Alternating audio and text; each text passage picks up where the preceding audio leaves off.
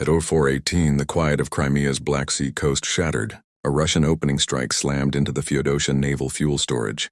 The Su-30SM fighters, backed by BMP-3 escorts and offshore launchers sending Ka-1 and Ka-59 missiles screaming in from ridgelines and sea lanes, supersonic warheads crossed the water in under 4 minutes, and the depot erupted into chaos. But this was not a one-sided ambush. Ukraine's response was immediate and choreographed. VLM rocket trucks, Su-27 interceptors, Gepard anti-aircraft platforms, and bomb-carrying robot dogs formed a layered shield that swallowed the initial punch. What began as a preemptive strike turned into a running, multi-domain fight for Crimea's most vital fuel lifeline. Don't take your eyes off the screen until the secret is revealed. Don't forget to subscribe and drop your thoughts in the comments. This one changes how maritime warfare looks. As Russian missiles arced over the horizon, Ukrainian defenses surged from the sea. Staging barges just 2 miles offshore launched swarms of naval drones and low-profile REBs trailing a corridor of dense smoke and magnesium flares that stretched half a mile across the surf. The haze blinded and cluttered S-300 PMU fire control radars, forcing Russian crews into precious seconds of recalibration. In that window, Su-27 fighters dropped low, barely 150 feet above the waves. Afterburners kissing the sea, they released Storm Shadow glide munitions with surgical GPS fixes. One by one, the missiles punched through reinforced silos. Explosions threw fireballs into the pre-dawn sky. Beneath the aerial shield, Gepard-armed barges charged at 25 knots, stitching a moving wall of 35mm flak that shredded inbound cruise missiles and drone interceptors. VLM rockets fired from secured pegs offshore sent precision salvos inland, smashing coastal gun pits and command nodes. The attack fused air, sea and ground into a single tempo. Smoke curtains masked signatures, and layered defenses denied Russian counterfire the luxury of a clear shot. The Black Sea had become a Ukrainian launch pad, Feodosia's naval fuel hub, the center of a high-speed multi-phase assault. When the smoke corridor still hung heavy, armored forces hit the piers. T-72 AMTs and Rosomak infantry carriers roared ashore, tracks clanging over slick steel decks. Drone swarms hovered at 500 feet, mapping every bunker and feeding real-time coordinates to the spearhead. Vehicles advanced in tight, overlapping formations no more than 50 yards apart, denying defenders a clean targeting solution. Ahead of the armor, 4-legged bomb dogs, compact, agile robots, slipped along service trenches and underexposed pipelines. Controlled through encrypted short-range links, they planted shaped charges at key junctions of the pumping grid. The charges ruptured buried arteries, sending geysers of diesel skyward, but left the giant silos intact. Surgical sabotage that ruined function without turning the pier into an uncontrollable inferno. Up high, Su-27s played bait, flying racetrack patterns at 15,000 feet. They teased Su-30SM interceptors into drawn-out engagements over open water, luring air cover away from the pier. Their radar signatures worked like a hook, creating a narrow but vital 5-minute window for the ground assault. In that gap, T-72 AMTs smashed through barricades while Rosomak infantry teams, armed with portable AT weapons and electronic jammers, cleared lanes. Russian defenders tried to rally with BMP-2s and sporadic mortar fire, but every move was tracked. Counter-battery drones relayed positions within seconds. Gepard barges raked approaches with 35mm bursts.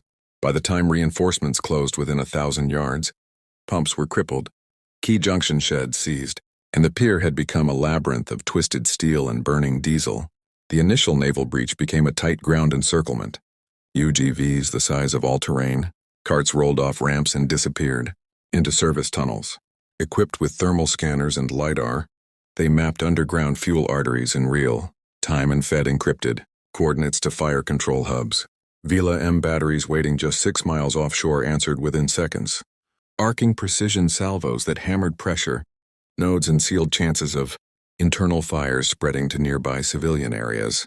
HIMARS strikes punctured reinforced bunkers that sheltered command, servers and ammunition, while UGV scouts scouted each haul and feed line. Russian BMP columns attempting a breakout were picked off by loitering sniper drones at 500 feet. High-resolution optics and AI targeting marked vehicles for instant elimination. Offshore Gepard and Poprad systems stitched approach lanes with flak and interceptors, shredding columns before they could reach effective range. As dawn cracked, the storage complex was a fractured furnace. Bunkers caved, the pumping grid shredded, and defenders split into isolated pockets. The campaign had shifted from seizing ground to denying use. The Ukrainian objective was clear: make Feodosia unusable for months, not to plant flags. Electronic warfare UAVs fanned out in layered orbits up to 3 miles wide, flooding Russian nets with spoofed signals and turning radio channels into static.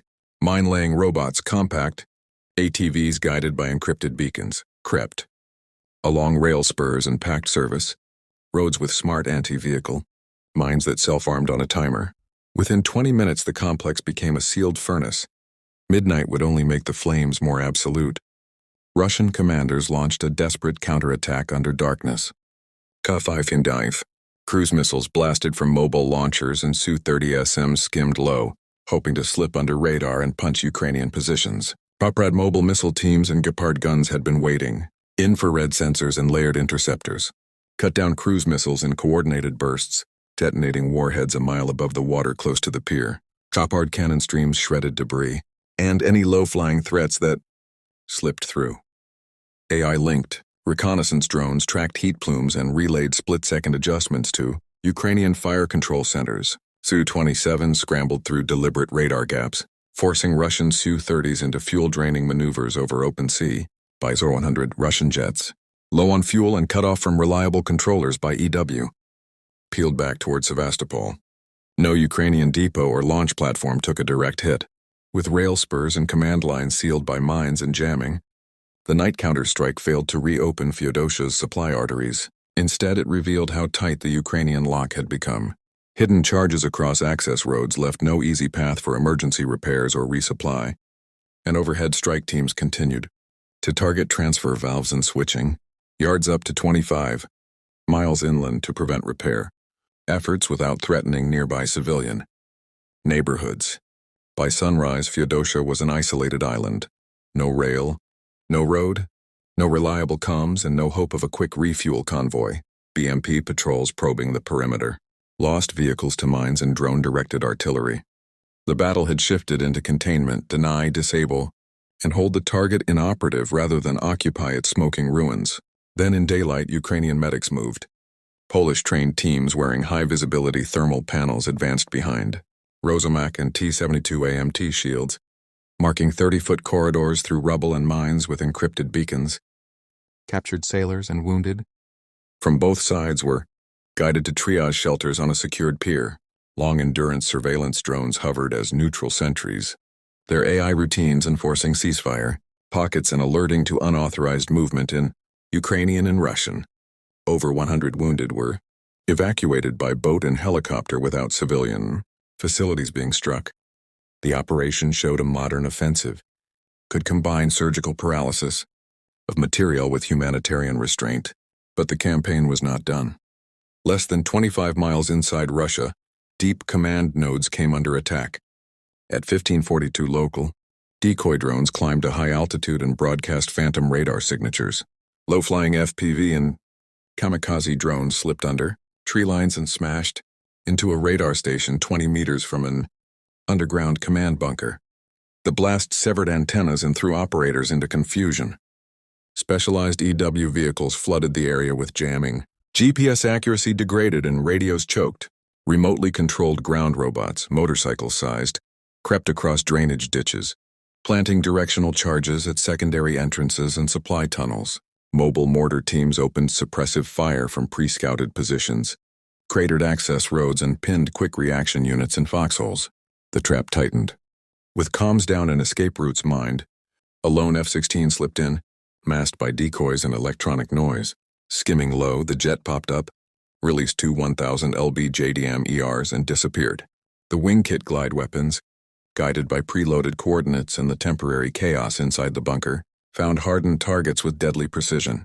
When the dust settled, command nodes were damaged, motor pools gutted, and the forward brain for nearby artillery and drone operations disrupted. The opening strikes in Crimea and the subsequent deep hits inside Russian territory were not isolated scenes. They were parts of a single doctrine: synchronized deception, unmanned systems, and precise fires to paralyze an opponent's ability to project power. By nightfall, the map had changed. Theodosia's fuel lifeline was severed, supply chains were broken, command nets confused, and repair windows denied. Ukrainian forces had demonstrated a new rhythm of multi-domain warfare: sea, air, ground, robots, and bytes working together to make a heavily defended node into a long-term dead zone. If a single coordinated night could render Crimea's primary fuel depot unusable, then every coastal stronghold had to be reassessed. The case was made. Disabling the machine of war need not equal wholesale destruction of lives. Evacuations were secured, civilians were spared targeted strikes, and wounded from both sides were treated and removed. The quiet after the last impacts was not peace. It was a pause in an evolving age of drone-driven multi-domain operations. Smoke columns marked victory and warning. The Black Sea had changed, and so had the calculus of power around it. Stay with us. The secret at the heart of this operation, and what it means for the future of naval warfare, comes next. Subscribe, comment below with your take, and share this video if you found the breakdown useful. Thank you for watching.